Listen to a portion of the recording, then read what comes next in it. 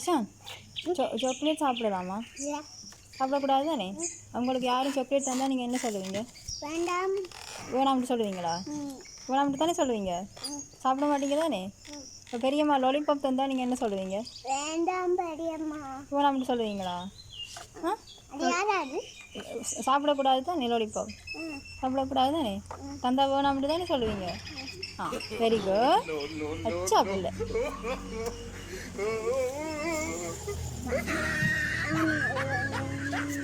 என்ன என்ன என்ன என்ன ஏன் ஏன் பண்ணிட்டீங்க? நாங்க வேணாம்ல சொல்லணும். அது எப்படியோ வந்தது. நீங்க வேணாம்ல சொல்லணும். தாங்க லாலிபாப்பை.